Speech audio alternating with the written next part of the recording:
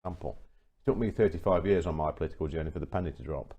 35. 35 years for the penny to drop. Was there actually a moment when it dropped? Yes. Yes. Well, there were several moments, but I'll tell you a true story. I was a Labour councillor in Ashfield, and we were at a Labour group meeting, which is where the councillors meet to discuss policy and whatnot. And one of the Momentum members, because it was riddled with momentum, said to me, "Have you ever read the works of Karl Marx?" And I said, "No, I haven't. Nobody reads the works of Karl Marx." And he said, "Well, off then and join the Tory party." And I thought, you know what, I'm going to. So I did. And then 18 months later, I was his MP. So it was that quick. Yeah. From him saying that to me, because I've been thinking about it.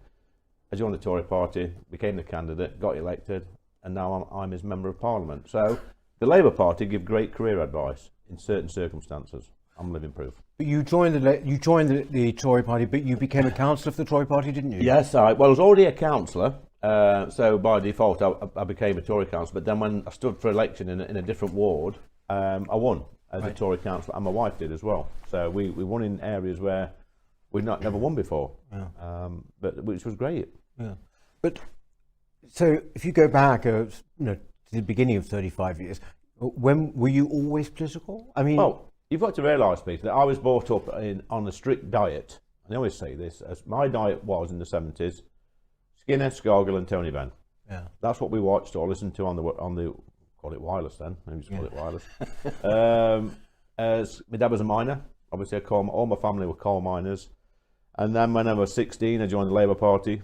We used to go and watch people like Skinner and Tony Benn and Scargill at Chesterfield Town Hall when Tony Benn was a member of Parliament there. And it didn't really matter what they were saying, but they were so good at speaking, these people, absolute geniuses. They could speak the biggest load of nonsense, but you came out of that hall feeling 10 feet tall. As a 16-year-old, 17-year-old, thinking, wow, these people are great. They've got us all riled up.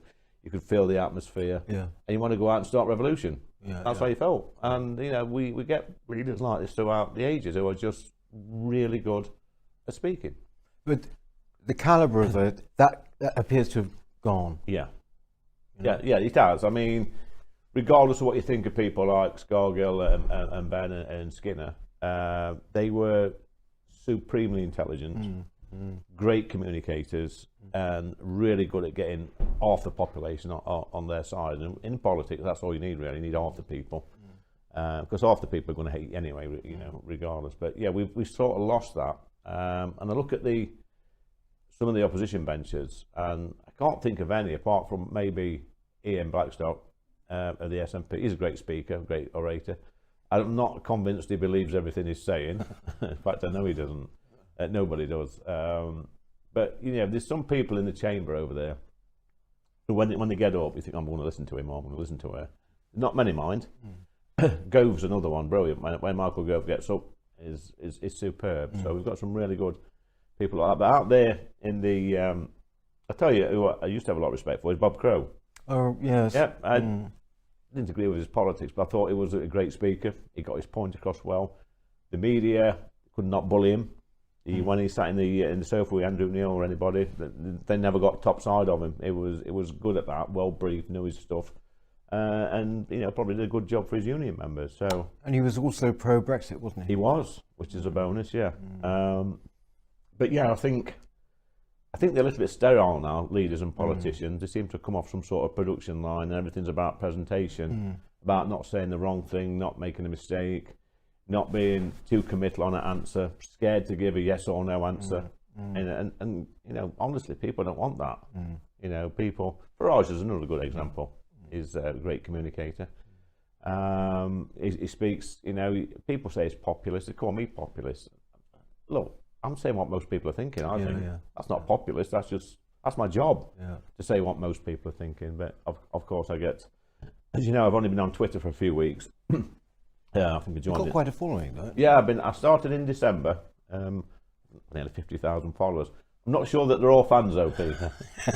Well, they kind of. I think didn't you say that they sort of goad you on, in a way. The haters actually can be motivating. That's right.